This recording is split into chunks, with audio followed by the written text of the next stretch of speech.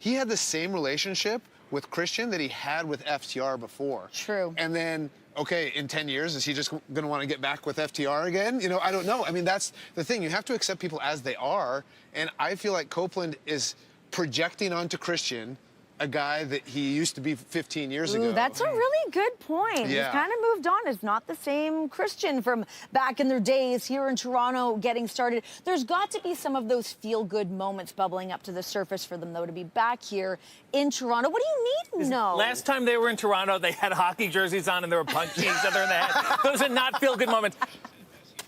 May I make an analogy? Please, go for it. Have you ever made love with someone that you don't really like, but somehow it ignites the fire that makes it better?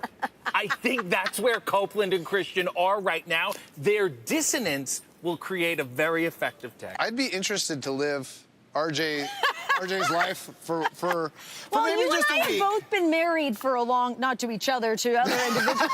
Congrats, you two. Yeah. But we'll live vicariously through you. You can tell us all about that. Yes, a lot of people don't like me. Yeah. But speaking of Christian, he's always said he's accepted that people don't like him. He hasn't always said that. He's recently said that, but not as much of an as he is now, right? In the last couple of years, right? Leaning And so into it. what Comes with Copeland is age. doing is he's projecting onto Christian the idea of who he used to be when Christian is acknowledging that he's changed. And he's trying to tell him. It's like going back to the relationship analogy. Yeah. It's like your partner is trying to tell you, this is what I want. And you're saying like, no. When we first met, you wanted this. And you're like, so I'm going to give you that. And it's like, no. That's not what I want anymore. This is what I want now. And so that's what I feel like is happening with Adam Copeland and Christian. And what I think is going to happen is FTR is going to take advantage of that dissonance that you talked about. And my prediction, FTR wins. DraftKings is an official partner of AEW. Right now, all customers can join a free-to-play pool for our all-out pay-per-view. Simply answer questions about the main events. Get enough right to earn your share of the prize. Download the DraftKings app now. Sign up with the promo code AEW to play free. DraftKings, the crown is yours. I feel like no matter which way you look at this, Cope and Christian back together in Toronto, all out. It's all happening this afternoon on pay-per-view. I feel good about it. You feel good about it? Nope. You feel good about I it? don't feel good about anything. Well, listen, I feel great about that. I'll tell you a thing that I don't feel so great about. This afternoon on pay-per-view, it will be Darby Allin versus Jon Moxley in a coffin match. You win this match by putting your opponent inside the coffin and sealing the lid shut. I don't feel great about this. No one has more reverence for Darby Allin than me. Nobody loves Darby Allin like I do. You said Bryan Danielson was a brother to you. He was family. What did you do to Bryan Danielson? Bryan Danielson, Darby Allin's a problem. He had to get taken off the board, and he needs to go away. Top of the world, Mount Everest, Jon Moxley, coming down to take everything from you. Since he didn't succeed in getting himself killed on Mount Everest, he's back in AEW and he's messing with me. You know, I looked up to you, John. Why? Because you weren't this ego-driven wrestler that never wants to be out of the spotlight. The moment you turn your back on Danielson, my trust for you is broken and I want to be nothing like you anymore. Darby Allin must be destroyed. No other choice. Take everything! No problem. I will solve you. I'm gonna put you in the ground. I'm going to put a nail in this whole thing. Coffin match. I'm going to put an end to this once and for all. It's gonna hurt real bad. What I have to do. If you want to burn AEW to the ground, don't be surprised when I pull you into the fire. Matches like this always make me a little bit uncomfortable. As a claustrophobic person, it makes me uncomfortable. Knowing that my husband is participating in a match of this ilk makes me uncomfortable. Brian, you've been in a situation like this before. Talk to me about what it's like being in a coffin match, knowing what it could feel like to have your fate literally sealed. Yeah, so it is uncomfortable, right? It's it actually gives you a whole new perception on life and death and all these other sorts of fun things. But in speaking about making things uncomfortable, this is something because you and I, this is the first time that we've been on camera since your husband did to me what he did to me. Yeah. Does it make you feel uncomfortable at all that John and I have known each other longer than you guys have known each other, right? And that he is completely willing to just sever that relationship on a moment's notice just because he's feeling differently about what he wants in life? Does that make you uncomfortable? It makes me uncomfortable in a sense of conversations that John and I were having after the moment that you guys had. It made me uncomfortable leading up to before that all happened. But, you know, I think my husband is my husband, and I stand by my husband essentially no matter what he's doing. But yes, it is uncomfortable. It's uncomfortable that I have my relationship with you that's separate from what you have with John, and I want to have a working relationship with you. I'm friends with your wife. That makes that uncomfortable. And we can't go over to your house anymore. Our kids can't play together Sure, anymore. of all course those sorts of those things. things But make it the uncomfortable. thing about Mox being willing to burn everything to the ground to get the goal that he wants, I think suits him well in these Coffin matches. In a match like this, right, where there is nothing off limits in this. All you have to do to win this match is get the other man in the coffin,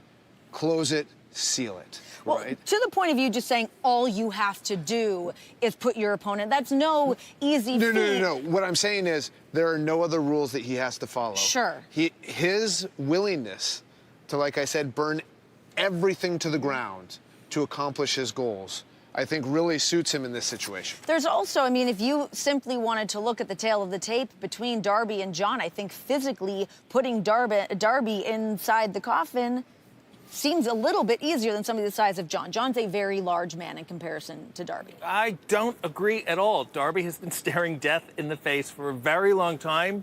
Climbed Mount Everest, as you discussed with him extensively, and he did that to prove it to himself. Darby is a guy, Mox said, the fly that wouldn't go away. He keeps coming back and coming back. You could maybe get him in that coffin, but I don't think Mox can close the lid. Some of the other factors of the Death Riders, we've got Marina Shafir, we've got Wheeler Yuta, now Daniel Garcia in the mix, of course Claudio Castagnoli, but to have somebody like Garcia now in the mix, I think at one point John was considering wanting Darby to be in the mix with him in this situation, and that's essentially how we've come to a head here between John and Darby. John wants to add to his group, but Darby not wanting to participate in that. Looking at what John's been able to accumulate with the Death Riders, I mean, do you think that Garcia made a good choice? So I essentially, when I saw what happened, it seemed like this to me the entire time I've been in AEW. Daniel Garcia is just looking for a cult to be a part of, right? And it's been like that ever since I've been here, right? First it was with the Jericho Appreciation Society. Sure. He toyed around with the idea of being with the BCC. John is a very charismatic cult leader. And I don't know what that says about you, but I don't really know what that says about me either. It does remind me, though, of Wrestle Dream. When Yeah. you wrestled Mox, it was your last match, and then outside the ring, it was Garcia, and it was Darby, and I remember Darby saying that Mox was his hero. He was a locker room leader. He kind of still is. He leads out front. He's just doing it with a lot of heartless violence. He's also, we talk about what John desires, right? What Mox desires, because he talked about not needing the title to have power, right? And it's almost like he's become more violent, more sadistic since he's lost the title than he was before. And I kind of wonder somebody like Daniel Garcia, if he sees how effective Mox has been and the Death Riders have been since he's lost the title. And, you know, Daniel Garcia, he lost the TNT title. He was kind of hit a rough patch, and he's, you know, when you have that kind of ambition, you want to be the best, you're willing to do some strange and crazy things. You know, the one thing I worry about in this match for Darby is Mox has all the Death Riders Big behind him. numbers game. Nobody has really come to Darby's aid when he's needed help. Darby certainly come to other people's aid. Yeah, he at certainly All In. has, yeah. Came down from the ceiling Yeah. along with you. Yeah. Mox has made a lot of enemies, but now maybe Darby is left on his own. Yeah. Do you have any final predictions of how this is going to go? Who's going to be in that coffin, lid sealed, fate sealed, walking out of All Out? I'm almost not as worried about that as I am worried about what they're going to have to do to each other to get each other in those coffins. Likewise. My heart is with Darby in this match. I would really like, you know, there's the animosity that I have towards Mox and the Death Riders, but given that everything Darby has done and knowing that he's probably going to be fighting this battle on his own, my heart goes with Darby. Your heart's with Darby, but where's your head at? I don't want to say. Okay, well, we will find this all out live on pay-per-view. Darby Allin versus Jon Moxley, a coffin match. It is a four-way matchup for the AEW Women's World Championship. Timeless Toni Storm versus Chris Statlander versus Jamie Hayter versus Tekla, who will be walking away with the gold. We find out this afternoon. I am Toni Storm, the director of the motion picture you're about to see. It is for mature audiences only, but I'm sure you'll enjoy it too.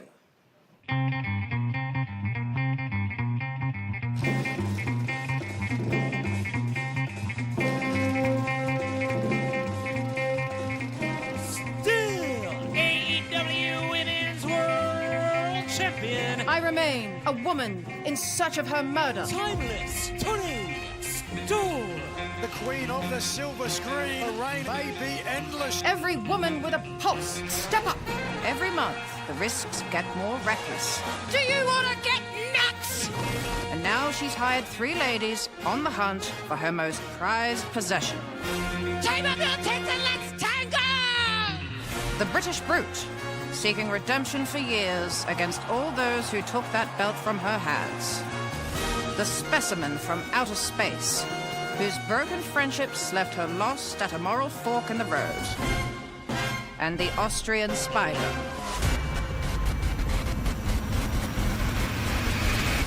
That's one crazy bitch. 4 women, 4 wild worlds, and only 1 goal to hold. I am a woman in search of her murder. The time, this Saturday. The place, All Out. Jamie Hayter. Chris Statlander. Tekla. And did you expect somebody else? Timeless Toni Storm in 4 Ways to Die. May the best woman live.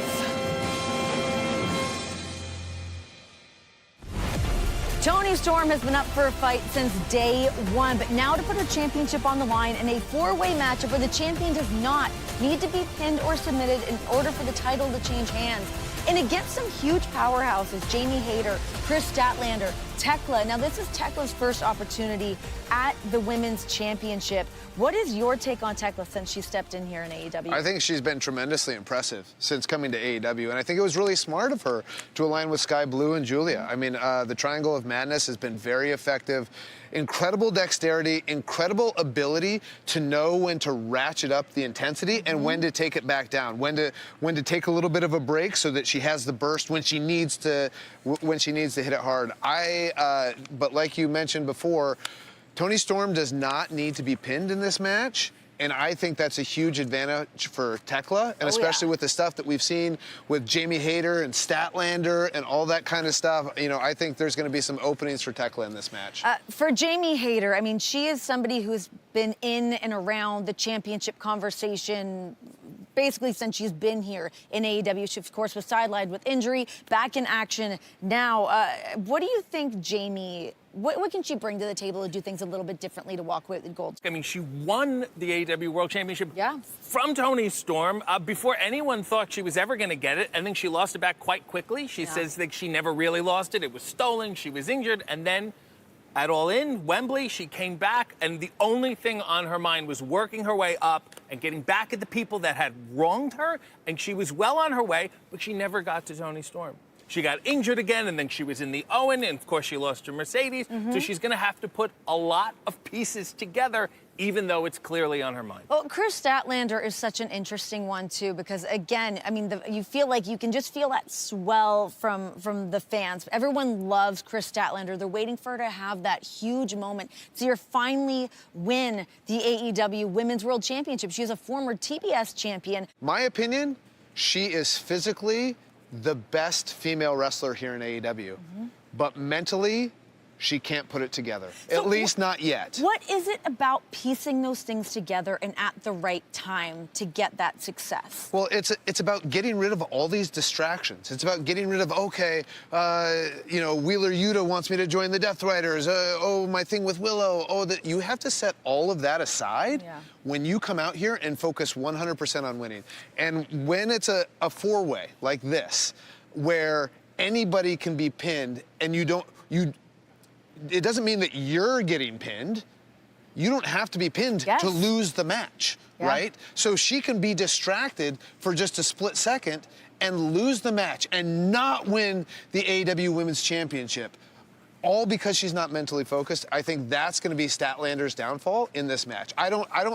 If you know, it's not 25% odds for each woman in this match. No. I don't think it is at all. I think by far, out of the four women in this match, Statlander is the least likely to win. Also, keep in mind, the four-ways are inherently no disqualification. So we've got the Triangle of Madness. We have Yuta and Marina lurking wherever Stat is. Does Jamie Hayter have any friends? Luther's been taken out. Something happened to his crotch. I can't go into it right now. But Toni Storm is completely alone, too. Okay, well, let's talk about Toni Storm, because you want to talk about the focus in being, you know, as prepared for this match as one possibly could be. Of course, she has the biggest disadvantage coming into this match as a champion. But you want to talk about that focus. I feel like we have not seen Toni Storm miss steps. I think she's the counter argument to Statlander. She is so locked in on that title, and I think you have to be a little nuts to be champion. She always says she's a woman in search of her murder, and she called this match because she wanted to test herself. That's how locked in she is, that she's constantly taking bigger and bigger risks. But one time, and it's probably this afternoon, it may backfire. All right, who's walking out the winner? I think Tekla. Ooh, wow, wild card. And the reason why is because of the Triangle of Madness. With this rule set, I think it bodes well for Tekla. Okay, RJ? Chris Statlander hasn't had a title shot in 4 years. It is now or never. Brian says she's got the least likely chance. Yeah, I just think she's mentally not there. She's got too many other distractions. One of the things, you know, in talking about Toni Storm, you know, she's been champion for 7 months now. It would break my heart if she lost this match without getting pinned, if she lost her title that way. Yeah. All right. Well, we will find out this afternoon. It is all going down, but sticking with the ladies, we go from the AEW Women's World Championship to the TBS Championship. We've got Mercedes Moné in action against Riho, who is the most focused at this point in their career. And of course, we got to talk Mercedes Moné. 9 belts. Moné, the TBS champion, to be walking into this match against Riho. The odds still must favor Mercedes with this. I mean, you want to talk about somebody being on their game. Mercedes is ever the fighting champion. Do you think that Riho stands a chance? Here's where I think Riho could potentially pull this off. I think she's a huge underdog in this match. One of the reasons why is because she broke her wrist well over a year ago, hadn't wrestled until we saw her a couple weeks ago on Dynamite, right? One of the things, and I've felt this when I was grappling or doing jiu-jitsu or whatever it is that you don't know what she's been working on in her time off, right? If she hasn't developed some new techniques or whatever it is, in this match against Mercedes Moné.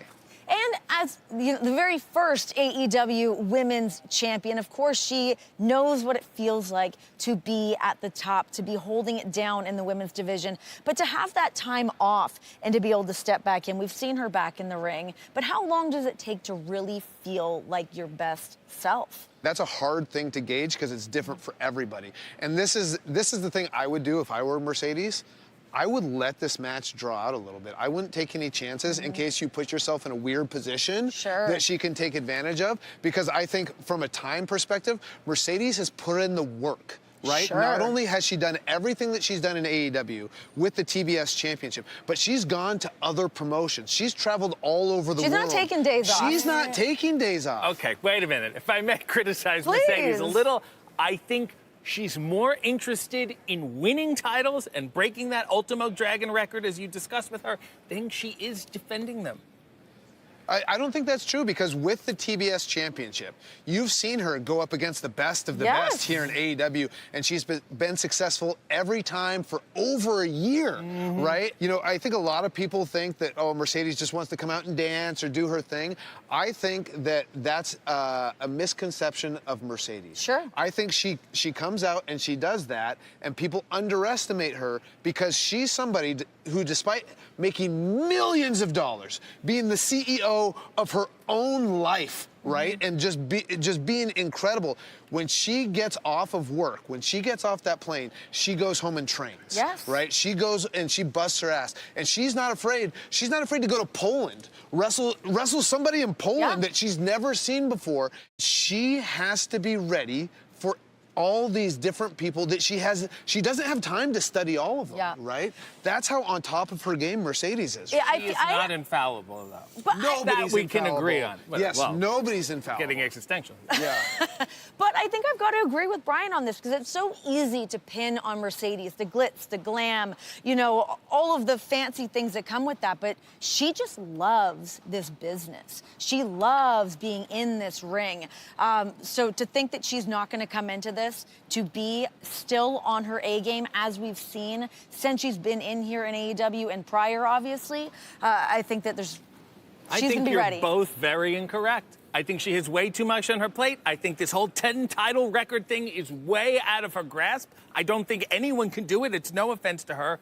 Rio has been here since the beginning. Sure. She is our first ever AEW Women's World Champion. She's seen this division evolve and get so much depth, so much variety, and she knows she's going to have to come into this match with something different. Okay, so if you are Riho, I was going to say, he doesn't think anybody can do it, except Ultimo Dragon did it, right? So you're saying, in comparison, Mercedes is not as good as Ultimo Dragon was in 1996. Is that what you're saying? I actually think, in comparison to the wrestling landscape, Mercedes Moné in 2025 is better than Ultimo Dragon in 1996. From the American Dragon, everybody. One has Sonny We love Ono it. and one doesn't. That's all I'm going to say. Go ahead, continue. I'm not going to get this heated. Okay, so you think that Riho's going to be walking away with the TBS Championship tonight? I think she's the one who could perhaps figure out this combination. And you're saying hell no? So, no, I'm not saying hell no. I'm saying I think she has a chance based on what she's been training since she's been gone. Which is a big asterisk. We don't know. Yeah, we don't know. We don't know. But we don't know, and neither does Mercedes, and that's Riho's opportunity. So this is actually one of the matches that I'm most excited to see, just to see how it plays out, just to see if Riho has developed anything new. I love a good new technique that nobody's seen before, and I would love it if she could pull something out against Mercedes today. Who else we're going to see if they can pull a little something out? We've got Ricochet with GOA taking on the Hurt Syndicate. This has been coming to a head for some time here in AEW. Now this afternoon, finally at All Out, we will see who the winner is going to be. Let's talk Ricochet here, because he has essentially been a thorn in the side for Hurt Syndicate for quite a while now. I mean, you look at Ricochet and Gates of Agony, GOA, they were the guys that got in the way from the Hurt Syndicate having their titles at Forbidden Door. I mean, it's been this ongoing situation of even when MVP is trying to scout out who's going to be a part of Hurt Syndicate. And I think that that was a moment that really kind of burned Ricochet to not be involved from that aspect. But this version of Ricochet, you've known him for quite a while. Do you think he's just caught up in too much of, like, the BS? No, I actually think this is the best version of Ricochet that I've ever seen. I mean, I've known this guy since 2005, maybe, is when I first saw him, and you'd see him, and he's just this incredible athlete that can do things that nobody else could do. But what he needed was something to just burn into his brain, where it's like, okay, my athletic ability is not enough. Right. I need to take the aggression to the next level. Now, sometimes I think he's overstepped it, you know, but... I could do without the laugh, that's for sure. Well, I think. Commercial. It's very Yeah, viable. yeah. Oh my God. Yeah. Oh, now you guys agree. Great. Yeah, Great. we want to sell All right. some merch. Okay. Yeah. I want to destroy the planet with every single been your t-shirt. MO for some time. Yeah. You do love that. I will say this, the Hurt Syndicate does not play well with others. They had the big falling out with MJF. They lost their titles without even being pinned. Ricochet is a petty, petty man, and that's what's guiding this whole thing. And now the Hurt Syndicate will really have to function as a unit. Isn't MVP a real petty guy too? Like, Classic gentleman.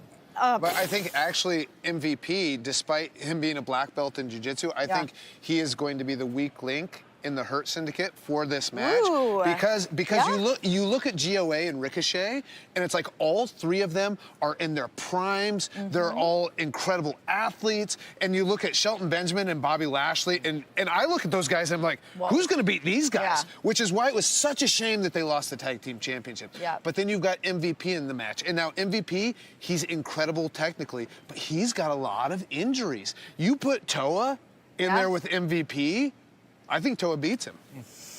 I think that's the matchup that GOA and Ricochet need for this trios match. But that in mind, yes, we don't know exactly physically MVP when he's coming into this match, but we do know that this is a man that has been around this business for a long time. He is a smart man. He is a business-minded man. I'm sure he's got some other stuff. Well, I mean, he's going to have a game plan, for sure. He for sure will have a game plan.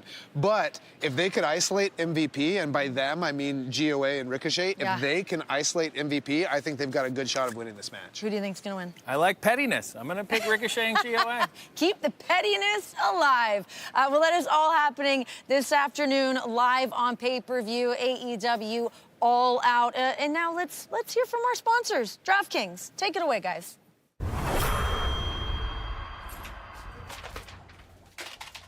Action. When you think of Tony Storm, you think of at least 3 things that you can't mention in public. And after that, you think about winning and winning big. If you would like a chance to do the same, minus the thighs, then let me introduce you to DraftKings. Funny, I used to be called Breeze Queen. DraftKings has an exclusive offer for all you sicko wrestling fans. All you have to do is download the app and enter the promo code when you sign up.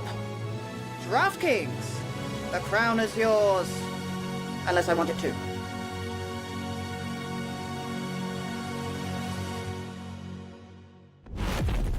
As much as I'd love to hear from Timeless Tony Storm, we had to bring in the pros, the heavy hitters from DraftKings. Steve Buchanan, how are you? Great to be here. Thank you for having me. I appreciate it. This is your first time in Canada, yeah? It most certainly is. It was an adventure, but we're here. We're in the ring. We're here at 0 hour doing it. We feel good. We feel good. Okay, so we got to hear from Timeless Tony Storm. Steve is here to break things down. For somebody that hasn't been able to participate in DraftKings, how do we get involved in the action? Yeah, if you are brand new to DraftKings, what you want to do is you want to download the DraftKings app, use promo code AEW when you sign up, and we invite you to use the pool that we're going to be doing. You can answer some of the questions about 2 high-profile matchups, FTR, Cope and Christian Cage, and of course, Kyle Fletcher, Hangman Adam Page. What questions do I have to deal with? So there is a bevy of questions that you're going to be answering. Yes. One of my personal favorites, will a non-participant interfere in this matchup? When you start thinking about the laundry list of people that could be involved, there are a lot of options. You have Killswitch, you have Kip Sabian, Stokely's probably going to be milling around the ring doing something weird.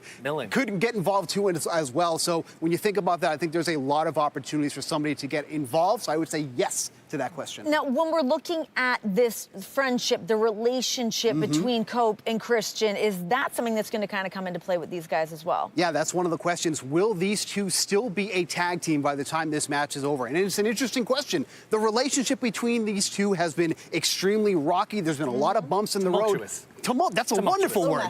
But right now, they have a mutual bond that they both want to take down FTR. They both have some beef with this team. I think they can coexist, at least for now, until that final bell rings. Got to be on the same team by the end of the night, yeah?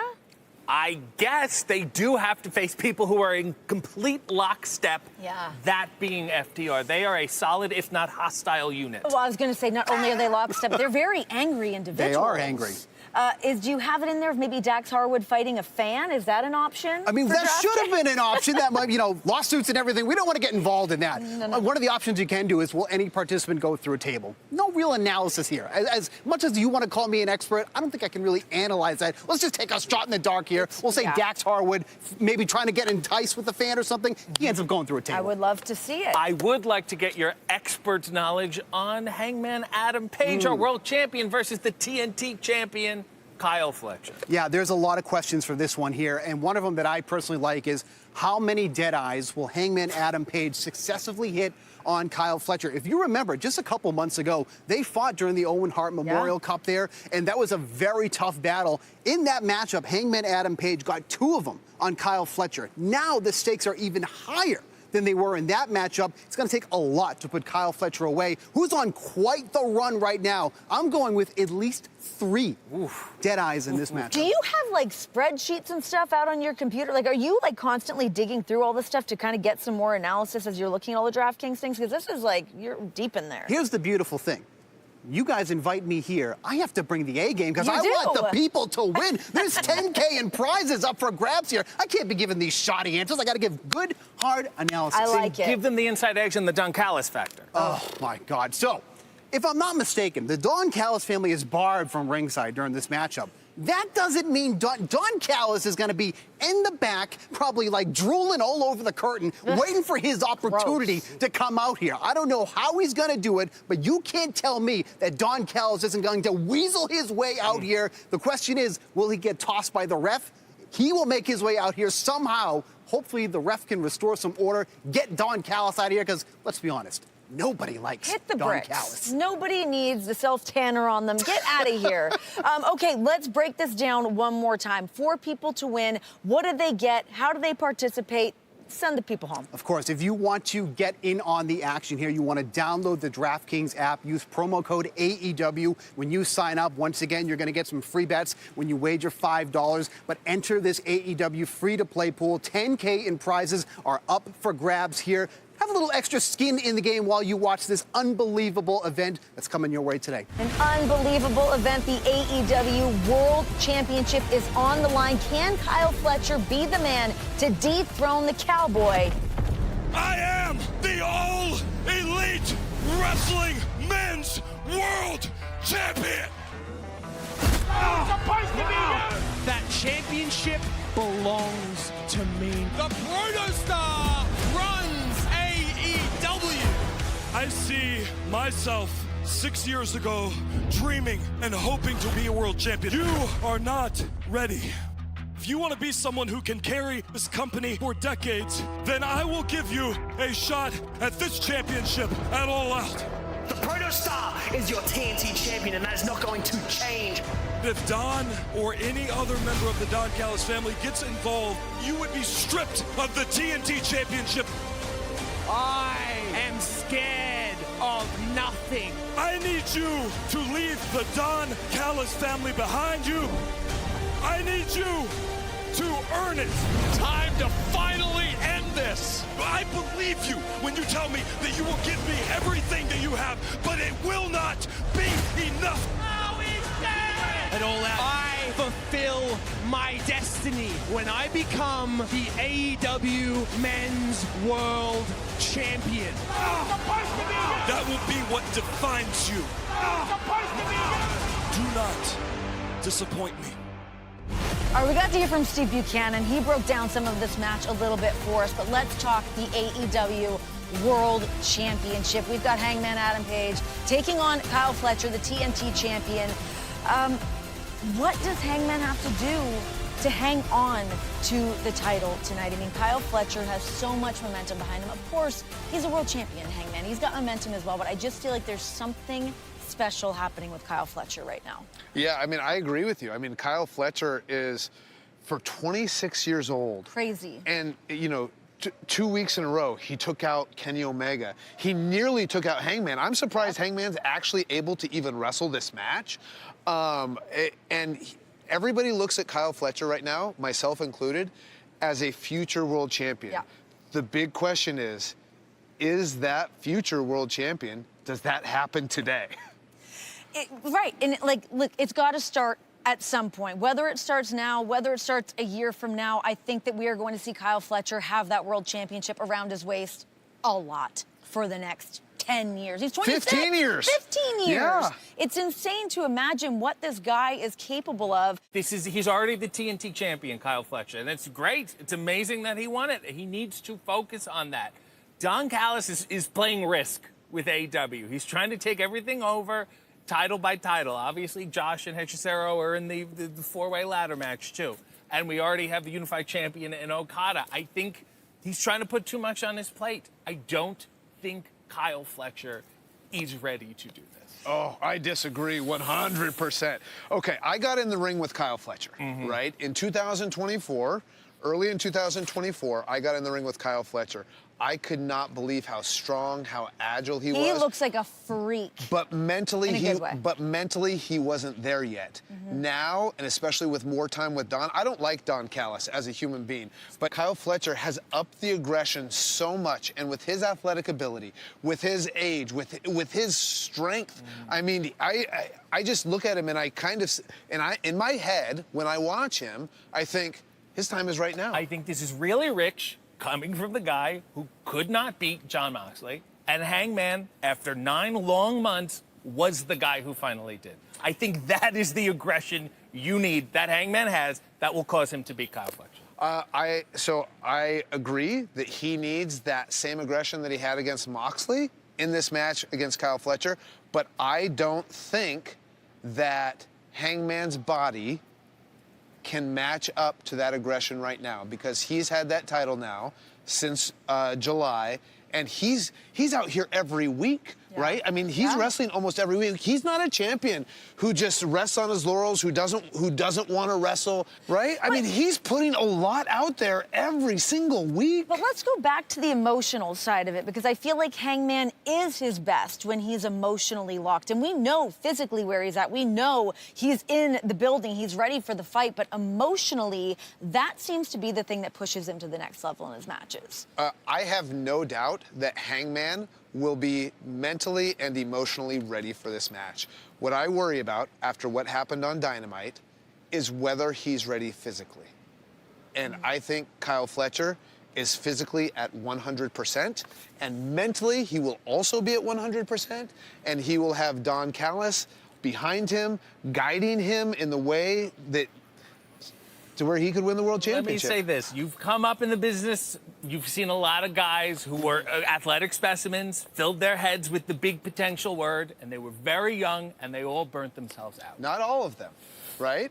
And so, and this is the thing. There's always going to be exceptions. Look at Randy Orton, who is the youngest WWE champion in history, right? And here he is still. He's still competing at a super high level. And I think when I look at Kyle Fletcher and the way that he's performing, he is not performing stupidly, right? He gets in the ring, and what he does is so smart. And he's not wrestling in a way where he's going to burn himself out in 4 years. Oh, yeah, that cage match with Ospreay, he didn't burn himself out No, at all. He's taking risks. He can be gotten to. Yeah, but he's also taking time to learn how to do the in-between things, how to just beat somebody down without taking any risks on his own, grounding a guy on the mat and just beating him to a pulp. He's gotten really good at that, where I would say 2 years ago, I would have agreed with you. He's grown today, so much in the last couple of years. I don't think he's burning himself out. And I think if he wins the title tonight, I think he holds it for a long time. The AEW Unified Championship is on the line in a 3-way matchup. We've got the Rainmaker, Kazuchika Okada, versus Takeshita versus Mascara Dorada. The AEW Unified Championship tournament beginning. Who will be heading into All Out Toronto to be vying for this AEW Unified Championship? Takeshita, handpicked by Don Callis, won the G1 Climax. Just a taste of what he's capable of. Mascara Dorada. The athleticism. He is a human highlight reel. Okada. I'm beating the best in the world to hold this title. I'm the best tournament wrestler alive. The Rainmaker is the top dog in the Don Callis family.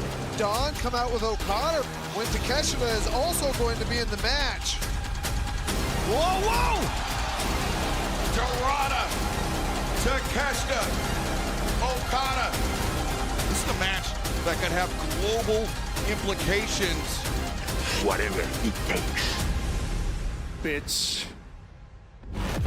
I cannot wait for this match. We've been seeing the tension build so much between Okada and Takeshita. You got to imagine that Don Callis has a pretty heavy lift this afternoon with all that. He's got a lot of players in the game. Yeah, and one of the things Don Callis does best is prep his guys for these big matches, right?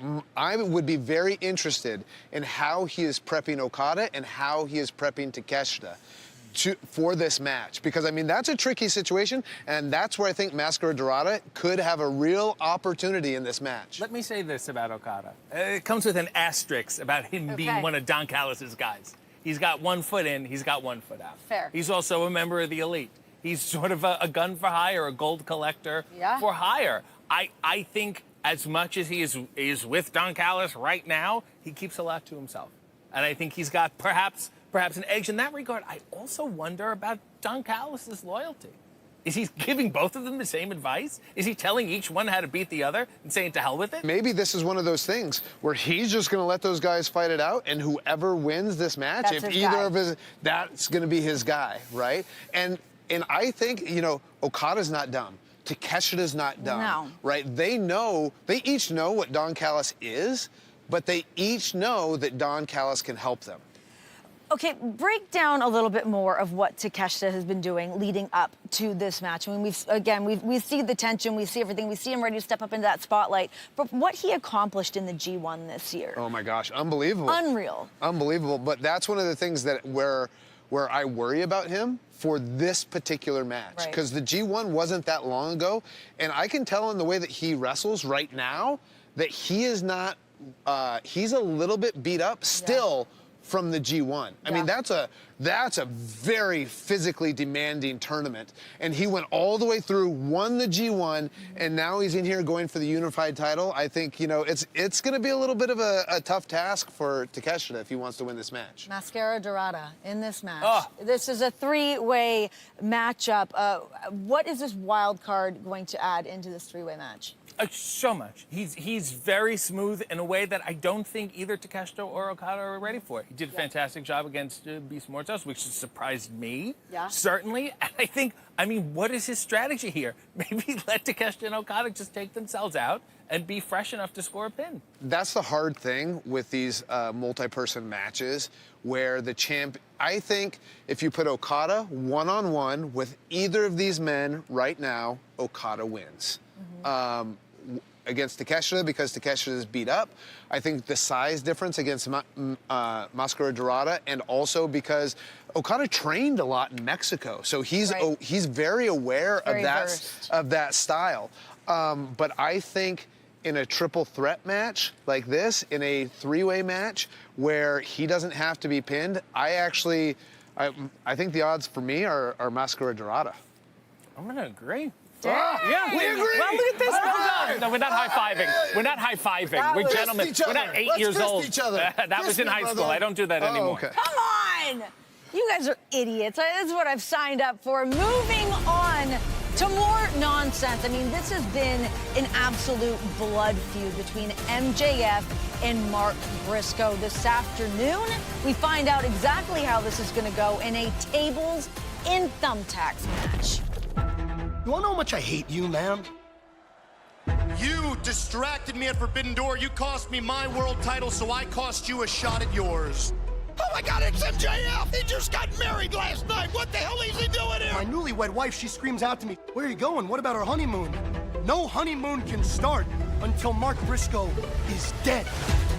MJF, and he's made this match deeply personal. MJF! You brought my brother's name forth? No one will ever respect you as much as your brother Jay. You brought it forth again! It shouldn't have been me in that accident. It should have been you. Shame on me if I don't obliterate your ass! Listen to me, you white trash piece of... You name the time, you name the stipulation. You done messed up, pretty boy. The place is at all out. You know, my mind's crazy the way my brain works. There's so many thoughts and ideas in my head, but I think I got an idea. TNT match, thumbtacks. This is out of control. No, those are the tacks. I never did give you my wedding present. Think what it's going to do to MJF's movie idol looks. I want out of this tables and tax match. I hope that you are so happy when there is another Briscoe in the dirt, and it is on you! Rest assured, you have signed your own death warrant, son. Briscoe more than happy to keep pouring on the punishment, given the words hurled at Briscoe by MJF. It should have been you. Mascot Mark, just because you sound serious doesn't mean I have to take you seriously. Blue collar will bust, and white collar will win. Tables and thumbtacks. I'm gonna give you the same answer I gave on my wedding night. I do! My God! I do. That means you have ensured yourself an uninterrupted ass whooping, the likes of which you've never experienced before. This could arguably be the messiest match of the night. I mean, we see the lengths that MJF is willing to go to walk away the winner of absolutely anything that he can get his hands on. But he has been tormenting Mark Briscoe for some time. We know that MJF has his wheels spinning. Where's Mark's head at? I'm sorry. I think it's the other way around. Okay. I think Mark Briscoe has been tormenting MJF. What? Forbidden Door, wrestled Hangman, seemed to have it all in the bag. Victory was his. The belt was MJF's again. And He then tried Mark to Briscoe light had the to man come on out. fire. These things happen. Yeah, I mean, my perception of MJF, and this is having wrestled him for over an hour, is that he does not like pain. Mark Briscoe, I'm not saying that he likes pain. I just think he's ambivalent to it. He can endure it maybe a little better. No, he doesn't even think about it. Oh. Like, I think, you see Mark Briscoe get hit, and it's like, and he doesn't, it doesn't register with him, right? Mm-hmm. He's been in these kind of situations before, whereas I think MJF is going to avoid, just like me. I hate tax. Your husband would throw tax in the ring, and I'd just be like, why did you do that? And MJF and there's nothing wrong with that, except he's in a match called Tables and Thumbtacks. Yeah. He's going to be in the ring with thumbtacks. Do you think MJF wants to do that? Of course not, right? This is a match that is built for somebody like Mark Briscoe. I've never been thrown through a table, nor have I landed on a thumbtack. Which is worse? Okay, so for overall damage, going through the table. Okay. But bad things can happen with thumbtacks. We were in an Anarchy in the Arena match, the BCC against the Elite. The Young Bucks went to Superkick, and Matt Jackson's foot went into the thumbtacks. Now, the head of the thumbtack came off, and the thumbtack was lodged in his foot, and they couldn't get it out. It's like all of those types of things that can happen in these situations, and it's like, okay, who do you think handles that situation better, Mark Briscoe or MJF? Briscoe. Here's 100%. why your analogy is quite stupid. Is because, like, if we were playing basketball and you didn't care that I scored on you, you got to play a little defense. MJF is playing defense. That's the important thing. I think Mark Briscoe's embracing of the pain makes him a little more susceptible to losing this match. Well, listen, someone's going through some tables, someone's going through some tax. That is happening regardless here tonight in Toronto. But let's talk Big Bill versus a returning Eddie Kingston. I cannot wait to see Eddie Kingston back. Do you think that Big Bill chewed off a little bit more by calling out Eddie? No, I really like him calling out Eddie.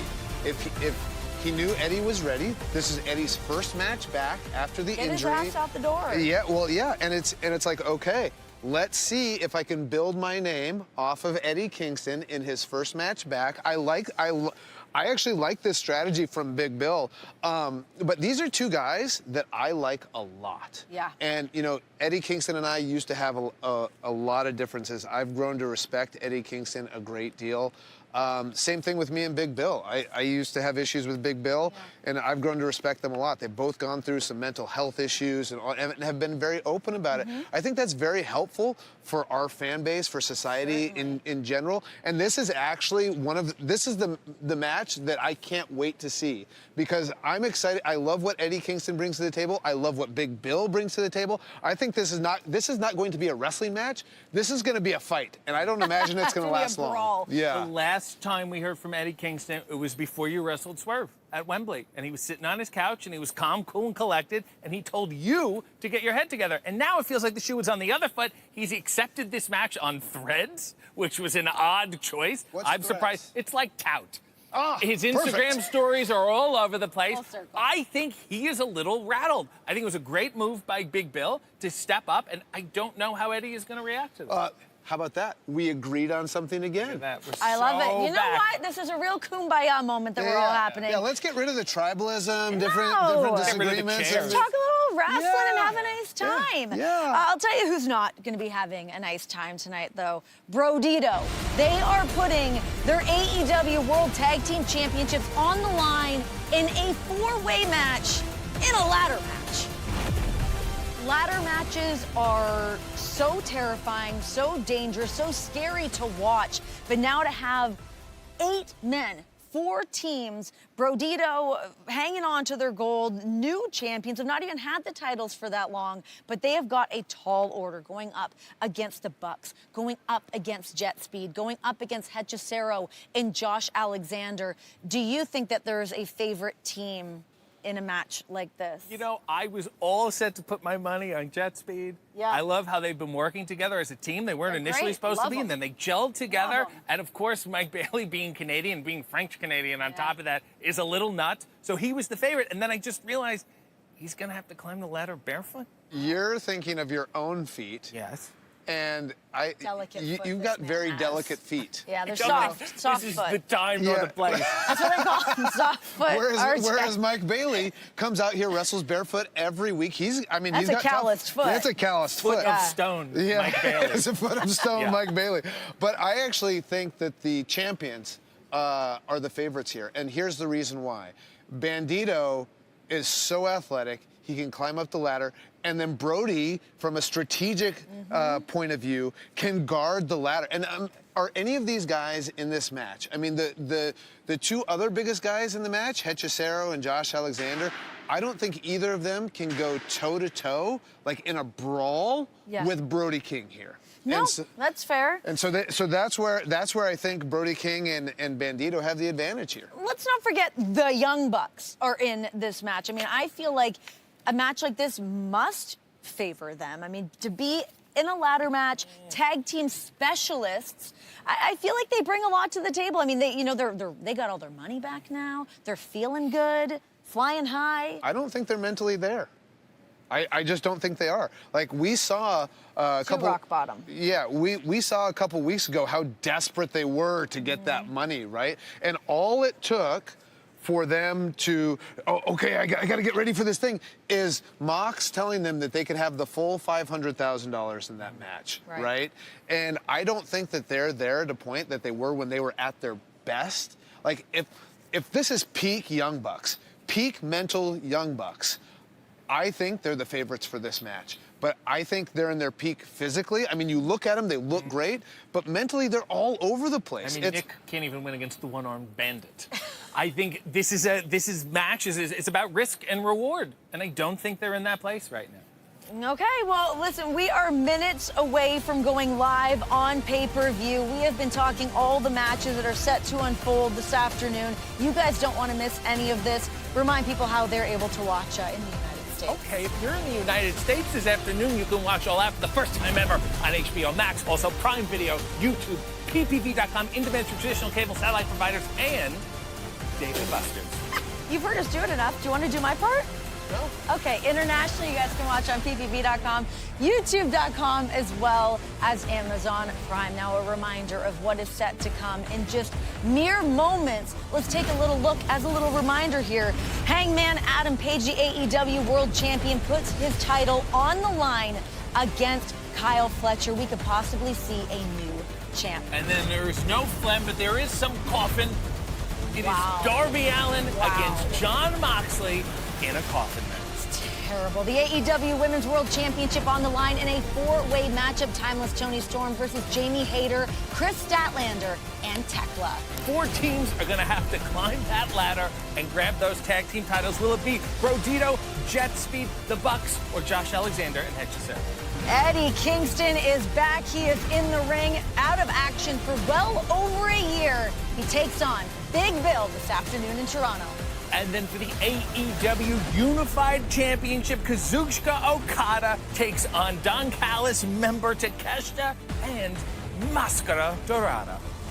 We've got Ricochet in GOA versus the Hurt Syndicate. This has been coming to a head for some time this afternoon. It all goes down. And then for the TBS Championship, the CEO Mercedes Moné takes on our first ever Women's World Champion in Rio. And a blood feud goes down in the form of a tables and thumbtacks match. It is MJF versus Mark Briscoe. And then all of Toronto will be firmly on the side of Adam Copeland and Christian Cage as they reunite to take on FTR. It's all happening in mere moments. We'll be live on pay-per-view. You guys do not want to miss any of this action. Brian, what's the match you want to see the most? Actually, it's the AEW Men's World Championship match. Hangman Adam Page versus Kyle Fletcher. Can Kyle Fletcher at 26 years old win the World Championship? I don't know. We'll find out. I'm worried about all the wrestlers because the fans of Toronto are going to be nuts. Toronto, this is all on you. Enjoy the night. All Out is coming your way. We will see you this afternoon.